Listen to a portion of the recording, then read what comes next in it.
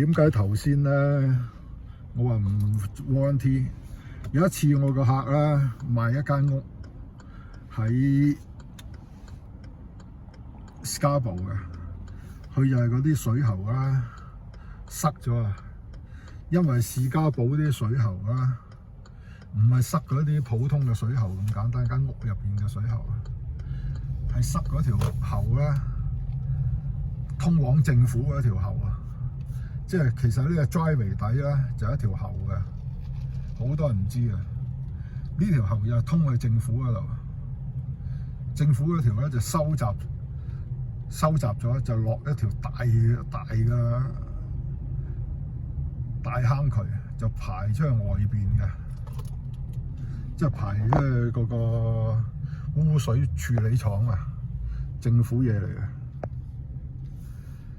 咁呢間屋每一間屋咧，你個 basement 咪一個水渠嘅，嗰個水渠就係接呢條喉，呢條喉咧就接去政府嗰條喉。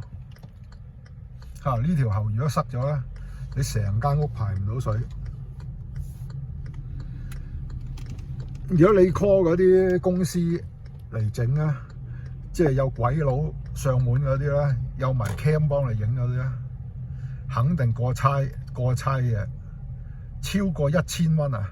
佢有埋部 credit card 嘅機嚟同你碌卡㗎，新條喉啦，同你影埋相，光纖，1000幾2000蚊啦。咁我呢個客咧就熟客嚟㗎，我哋揾咗個師傅幫佢帶部機啊，整條電蛇啊，搞翻開佢。呢個師傅咧就收佢300-400蚊嘅啫，即係對於1000幾蚊嚟講咧，係2-3折咁上下啫喎。但係佢冇嗰條光纖，新啊睇幫你睇，亦都冇拎個 credit card 同你碌卡收現金。咁我呢個水喉佬整完佢，我個客就問佢：喂，有冇一波 warranty 啊？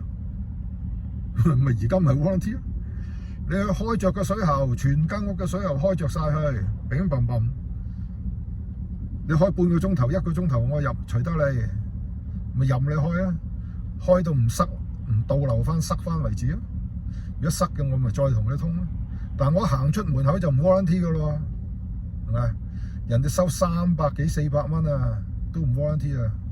我租車我都係學足人啊！而家話你個水喉不明來歷嘅水喉叫我裝咗我去 warranty 啊！我唔係要 warranty 啲我唔係屬於我嘅嘢噶嘛，我係 warranty 我嘅手工啫嘛，個水喉係你噶嘛，你賣翻嚟我點幫你 warranty 啊？呢啲真係好笑嘅。